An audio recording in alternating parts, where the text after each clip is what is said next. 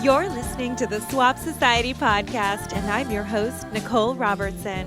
I interview thought leaders and change makers who are working to create a more sustainable and equitable world through fashion, art, and activism.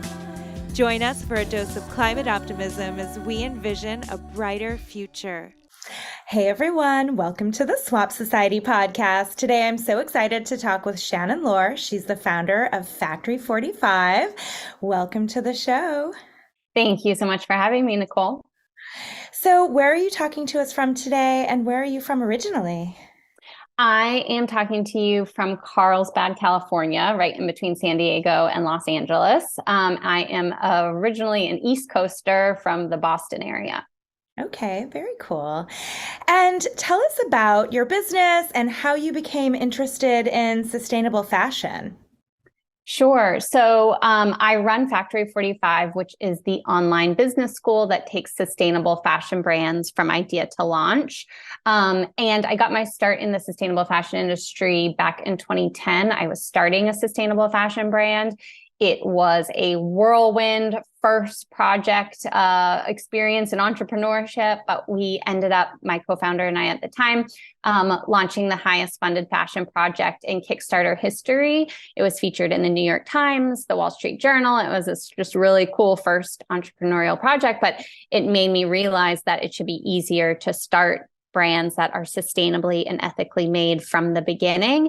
And that's what I help other entrepreneurs do today since 2014. So what inspired you to start that brand back in 2010? And, how did you find your way to sustainable and ethical fashion? I think I just didn't want to get a real job in true millennial fashion. I didn't want to work for someone else.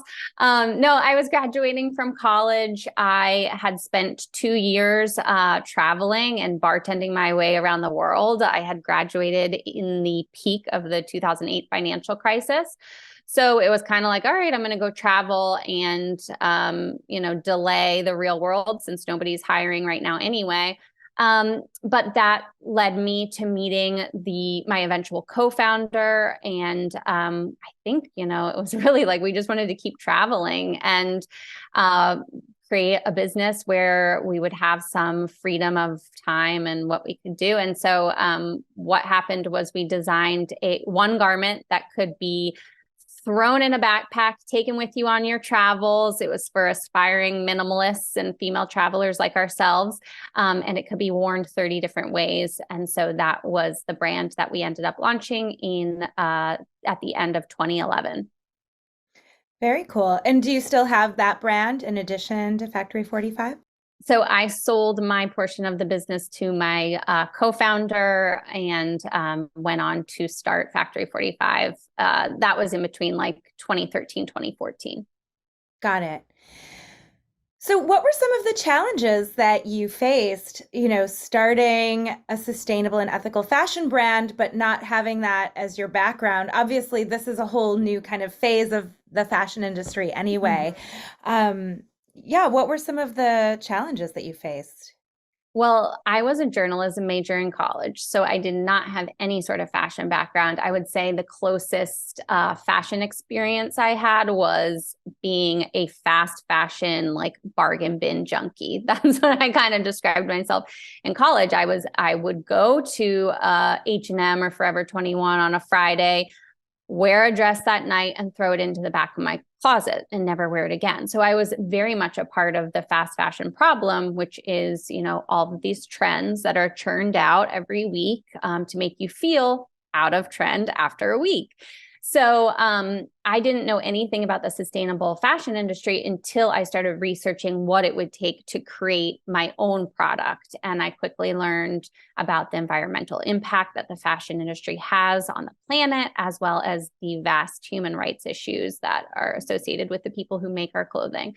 And so that was the challenge, was figuring out how to do it in a way that was sustainably and ethically made from the beginning, also knowing that there's no such thing as perfectly sustainable. Anytime you create something new, it has an environmental impact. And so what we ended up doing was creating a supply chain within a 50-mile radius in North Carolina, which at the time was sort of unheard of to have a supply chain that localized.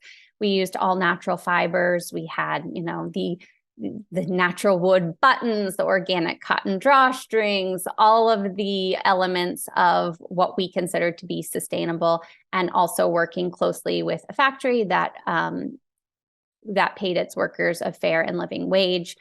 And that in itself took a year to put together. So the supply chain was definitely one of the biggest challenges. Mm-hmm.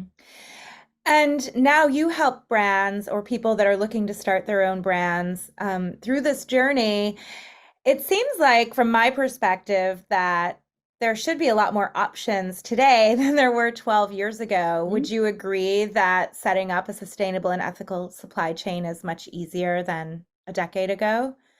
For sure. I mean, I think also just the education that you can now get as an entrepreneur or as a startup, even outside of the industry. Like, even if you don't come through the Factory45 program, you can at least Google, watch YouTube videos, listen to podcasts, and educate yourself so that you're not going into it not knowing how to talk the talk. I think that was what the huge learning curve was for us, was we just didn't know what we needed, how to go about it, what we needed to ask, what answers we needed to get. And so doing all of that research ahead of time makes it easier. And then also just now, suppliers and factories have websites or they have Instagram accounts. Back then, it was really, some of them didn't even have email addresses. Thinking back to 2010, that was actually the same time that I personally started my sustainable fashion journey, and I started swapping in my local community instead of buying new things. And it was when I learned about how polluting the fashion industry was. And that was the first thing that I learned, and I was appalled.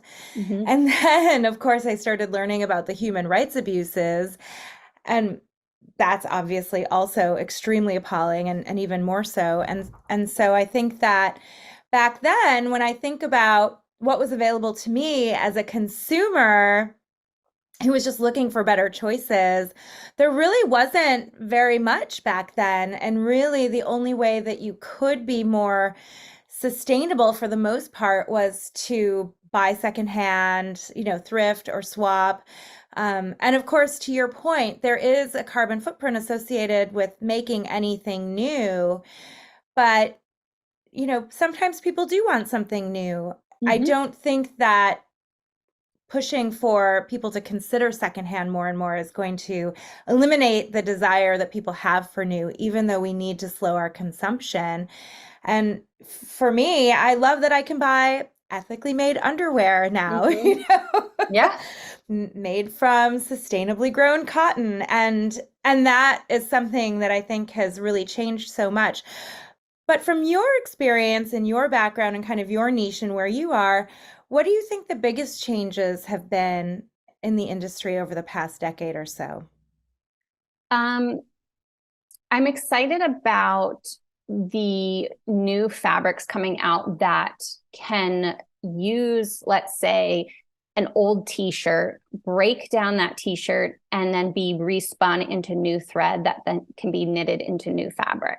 I think that is where there's massive potential to overhaul the waste and make use of the waste that is just, I think it's a huge, huge problem. You think about the amount of clothing that is made of polyester, and polyester takes 200 years to decompose in a landfill. So that's just clothing that is just sitting there, essentially rotting in a landfill. So I think that there's potential and hope there. And then I think just in terms of changes, the consumer starting to ask more questions, being more aware of, again, the human rights issues, the environmental impact, and seeking out the brands that care about those issues and want to do better and want to make the industry a more sustainable and ethical place.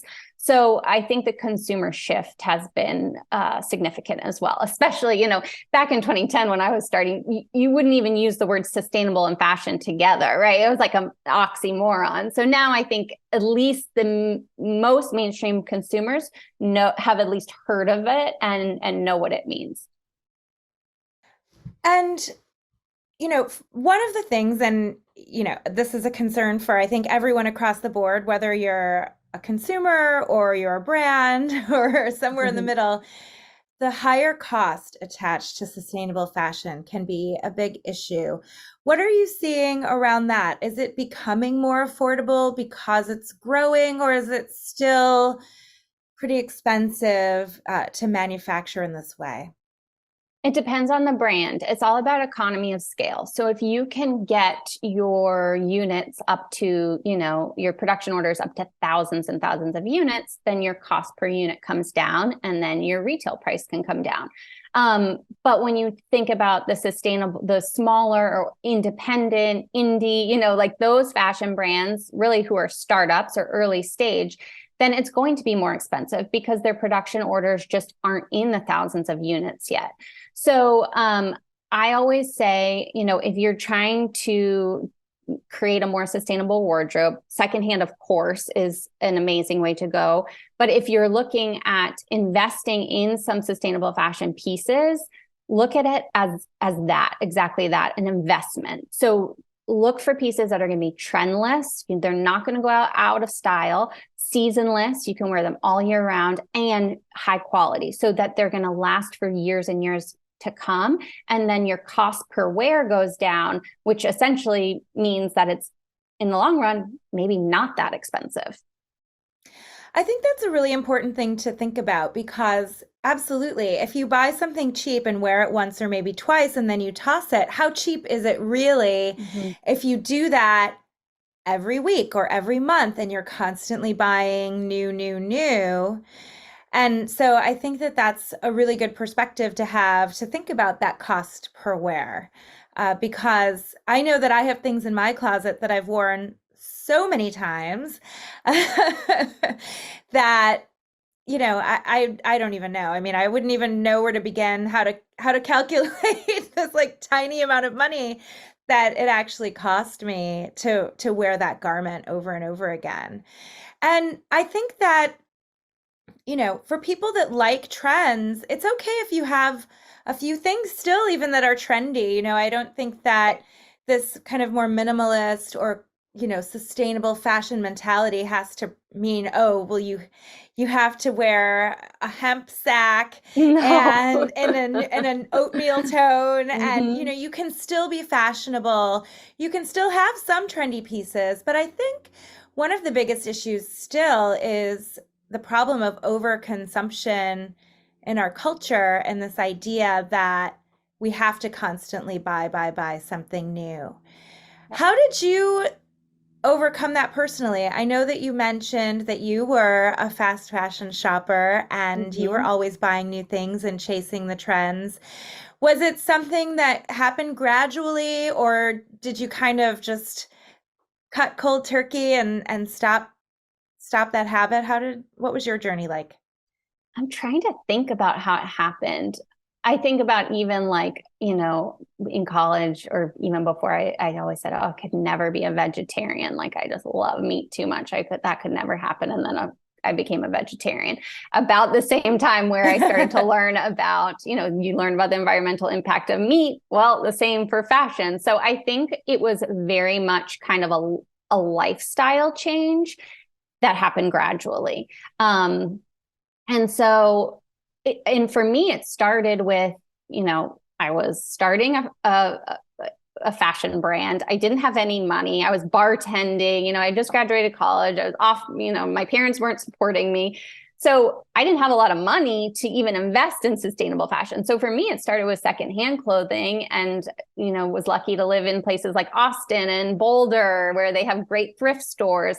So I think that's where it started. And then as I, got a little bit older, maybe had more disposable income, that's when I started investing in more of those like timeless, maybe more quote unquote expensive pieces that I still have in my closet today. And I think that when you do invest in those pieces, you know, I find that personally, I don't know, there's something just really lovely about it, right? If you get that really beautiful sweater and you know Mm. kind of the story behind it and how it feels, and then you take really good care of it, and it's something that just becomes kind of like a prized possession. And I think that that's how clothing used to be Mhm. regarded to a great extent. And overconsumption and just crazy marketing by brands and just, this push for this everlasting growth, it really made a shift in the minds of people. But hopefully, I mean, it seems like the move, I mean, I look at the statistics, I read the articles. I mean, it seems like it really is a growing movement, but there's still a lot of way to go when you look at how some of these fast fashion brands are still having this outrageous Mhm. growth. Yeah. I can't remember who said it, but I remember hearing a quote in a documentary. Someone said, it's not that we are materialistic. It's almost that we're not materialistic enough, right? It's Hmm. that we don't value the material things we have anymore. So it's just like this unconscious, like, well, it was a $5 t-shirt from Target. Like, I'm just gonna throw it out after I wear it a couple times. Oh, okay, now it has a hole in it after 3 wears. Toss it. It's that we need to, it's exactly what you're saying. It's kind of going back to like the time of maybe our grandparents when they had like 3 very well made dresses hanging in their closet, and that was their rotation. And when there was a hole, they mended it. They, like, we don't know how to mend our clothing. So I think becoming more, it's not materialistic maybe, but like more valuing our material things more is definitely a consumer shift that needs to happen as well. And I saw an article in the New York Times today. I haven't finished it yet. But interestingly, it was about the carbon footprint of cities versus suburbs, which people have been talking about for a long time. So it's no surprise that people living in urban areas, on average, have lower carbon footprints, either because they can walk to or bike to more places, or they're taking public transportation. And so that part I was kind of expecting, and I was just kind of breezing through the article. And then they started talking about consumption and the correlation between consumption and how much stuff we buy, and how that impacts our personal kind of carbon footprint.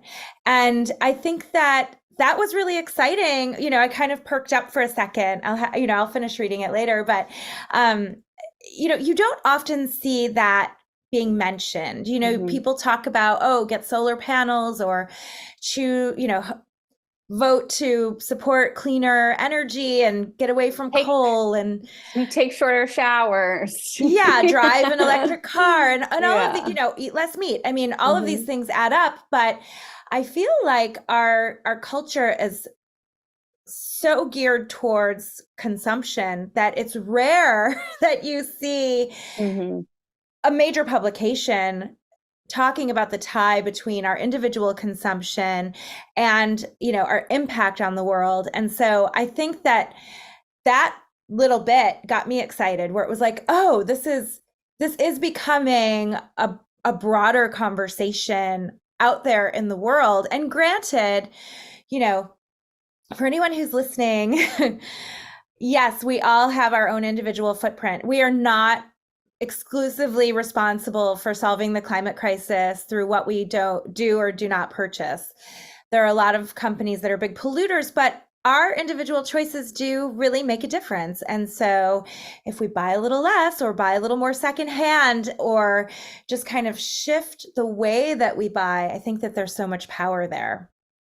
Yeah, and using your dollars to essentially vote for the brands that you believe in, right? It's like, that's such a cliche to vote with your dollars, but it's so true. It's just another way that if you are going to buy something new and you're going to consume, well, who are you supporting? Or is it the small businesses in your local community, or is it Amazon? So having that thought as well. So, how do you recommend for people that do want to kind of find brands that aren't just greenwashing, but are truly making the effort to be sustainable and ethical in their manufacturing processes? What do you recommend to people? What are some things that people should look out for to kind of sift through the weeds, so to speak? Yeah, so I always say that if a brand is proud of their manufacturing process, their supply chain, their factory partners, they're probably going to put it on their website. Or they're going to talk about it on Instagram or social media, or you're going to be able to email them and get a specific answer, or you're going to be able to leave a comment on an Instagram post and ask the question about their manufacturing process or the fabrics they use. So asking the questions, don't be afraid. Again, as the consumer, you do have power, you do vote with your dollars. And so to be able to ask those questions and get answers, that is, I think about all the brands that, launched through Factory45, every single one of them would love to tell you about their supply chain and about the fabrics they use and the factories they work with. If but you can probably find it on their website. So just taking that extra minute to look at the about page, look at about us or our process or sustainability, whatever's on the website, just taking that extra minute. That's a great tip. And yeah, I mean, you're right. If somebody is truly doing something to be more sustainable or to have an ethical supply chain, there are a lot of certifications out there that, can kind of help people explain and tell that story better. What are some of the certifications that your brands are getting at this point in time, and what should people look for there? You can look at certifications. I will say for the bigger brands, that's a great, just like first glance.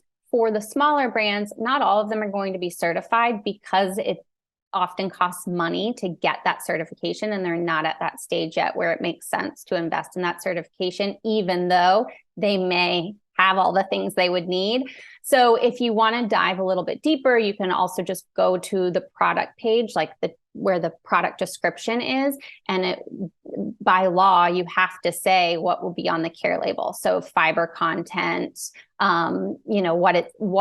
what fabrics are used. And if it's natural fabrics, that's sort of a first kind of benchmark for you. You want to look, is it organic cotton? Is it hemp? Is it linen? Is it tencel, modal? Those are all natural fibers. And then kind of steer away if you see polyester, spandex, nylon, more of the synthetic fabrics. I spoke with on a previous episode, these people from a company called Matoha. I don't know if you've heard of them. They're in the UK, and they started by making a scanner where people can identify what type of plastic something is. But then they came out with a fabric scanner, and it was a really interesting, kind of nerdy, sciencey conversation, but I loved it. But it was interesting because they talked about a couple of things. One, not all brands are truly disclosing the actual content of their fibers. And so when they run tests and compare the scans versus the label, there are some big brands out there that aren't always being super honest about what's in their product. But another thing that they mentioned, and you mentioned spandex, and this is kind of where my mind went and why I'm going in this direction. But one of the things that they talked about as well is that the more fabrics you have, and you also mentioned kind of recycling fiber, right? But the more blended a fabric is, the more impossible it becomes to recycle that.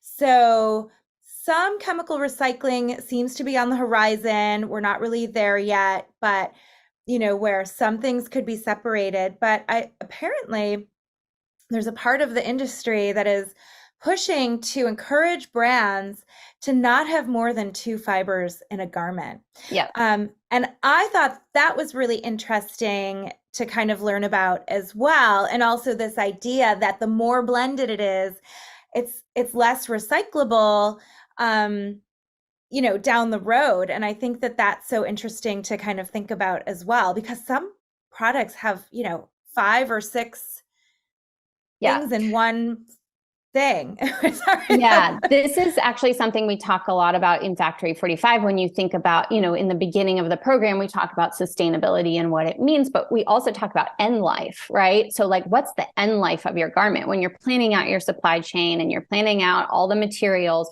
where is that product going to end up?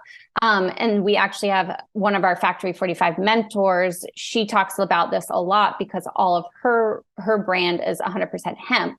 So she talks about why she doesn't use blends because of that exact reason. When you think about the end life and where it's going to go, if it can be recycled, if you have multiple fibers, it makes it that much harder to break down. So yeah, that's exactly right. And I get it. It seems like almost everything has spandex in it, some kind of stretch. I don't know, all of a sudden everything has stretchy. Yep.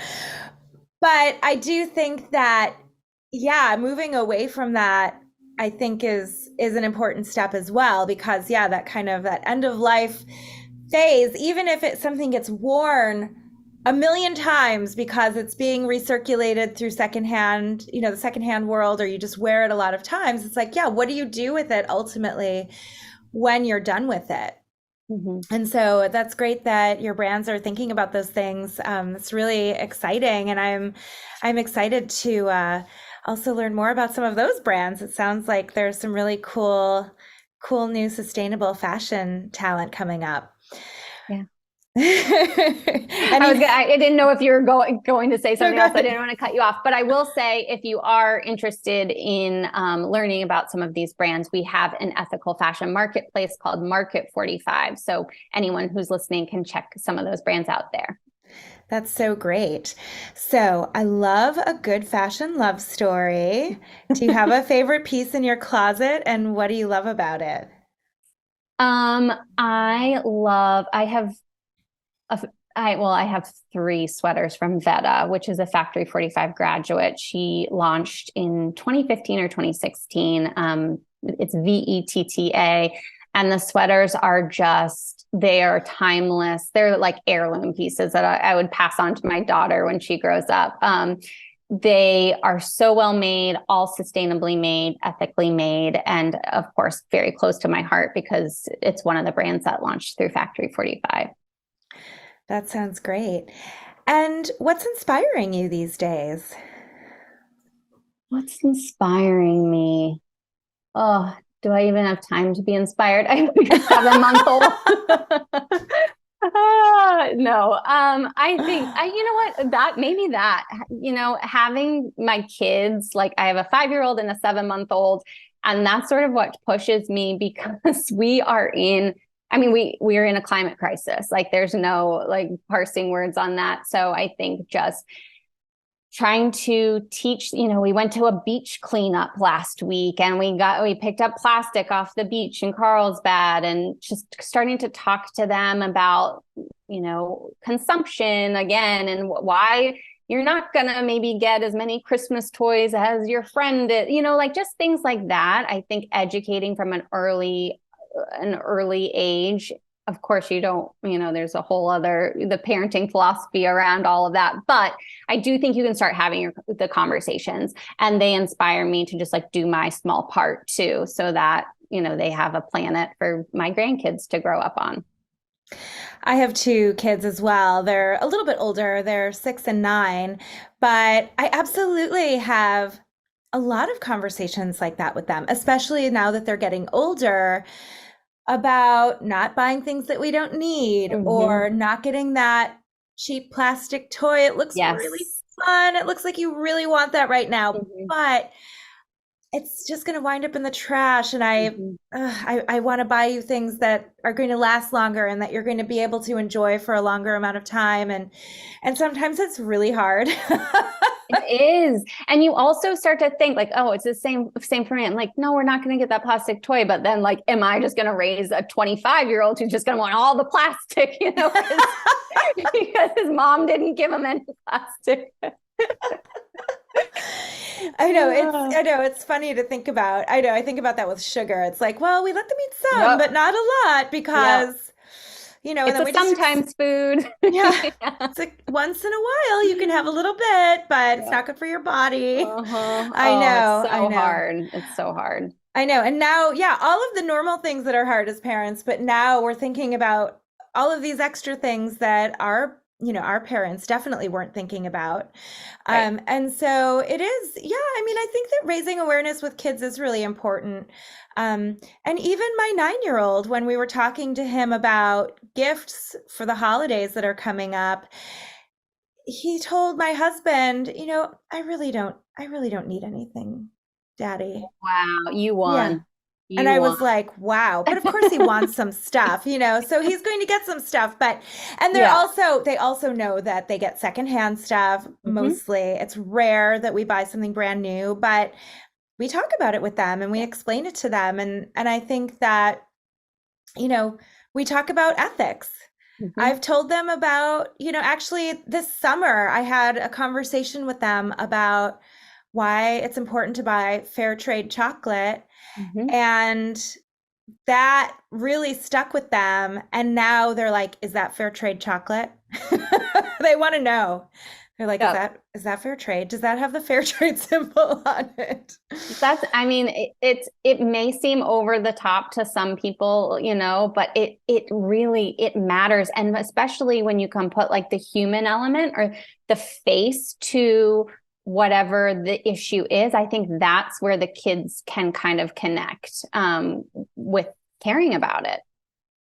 Absolutely. Absolutely. So, you mentioned the climate crisis, and one of the things that I always ask is in this time of climate anxiety, Mm. what's keeping you feeling optimistic about the future? Um, Future generations, not to like harp on this more, but I really do. You even look at Gen Z, I'm a millennial, but I think like Gen Z is even like more on it, more like they grew up kind of understanding why it's important to think about your environmental impact. And I think hopefully, fingers crossed, that's only going to get better with the younger generations growing up and having parents who are having these conversations with them, thinking about these things. And hopefully, it's just going to be something where it's like ingrained in them, where they don't even have to think about it. It's just what they do. Yeah, I mean, hopefully, people like us can also, help push things forward now because there is this urgency. But I absolutely think that, younger generations and our kids' generation, they're going to have a whole totally different level of awareness than we and ever even did. and even more urgency, like they're going to be the ones having to come up with the very immediate solutions, unfortunately, because there's not going to be another option, which is so scary and so tired to think about. But that's why we need to obviously put in the legwork now, as the grown-ups. So you mentioned that you became a vegetarian and obviously you are into sustainable fashion. Are there other ways that you personally have changed your lifestyle to be more sustainable? I think almost in every way, from the cleaning products I use to the makeup or personal care items I use to the water filters in my house to the solar panels on our roof to the electric car in the driveway. I think that a lot. Yes. And again, this is gradual. I was not doing this at the age of 24. I'm now 37. I've had a career. My husband has had a career. We're in a very fortunate position to be able to have these things where obviously not everyone can afford solar panels or the electric car. So I just want to make sure I point out that, some of this definitely comes from a place of privilege, but knowing that you can, in your own way, have a little impact no matter what it is. Again, maybe it's just not eating meat 7 days a week. Maybe it's just 3 days a week or whatever it is. You know, buying secondhand instead of from H&M or Forever 21 or fast fashion. So, yeah, it doesn't have to happen all overnight. It can be very overwhelming. So just remembering that it can be a gradual process. I love that. And how can people find you? You can find me at My website is factory45.co. I also have a podcast called Start Your Sustainable Fashion Brand, wherever you get your podcasts. And then I'm on Instagram at Factory45CO. Wonderful. Well, thank you so much for being on the show and talking about your business and just sharing your personal experience as well. I think it's really inspiring to hear about. Thank you so much for having me, Nicole. You're welcome. Have a great day. You too. Thank you for listening to the Swap Society podcast. Swap Society is an online clothing swap for women and kids that makes it easy and affordable to mix up your wardrobe sustainably. We're a growing community of women across the USA who are creating positive change by swapping our clothes and slowing down our fashion consumption. We would love to swap with you. If you're interested in joining, you can sign up at our website. Learn more at www.swapsociety.co. That's swapsociety.co. You can find the show notes for each episode on our website. Please get in touch with us on social media too. We're on Instagram, TikTok, Pinterest, and YouTube for the video version of this podcast at Swap Society. Music is by Joel Korlitz and yours truly. I hope you've enjoyed the show. Please help us spread the word by subscribing, leaving a rating and review, sharing on social media, or simply telling a friend. We really appreciate your support. Have a wonderful day, and remember to swap before you shop.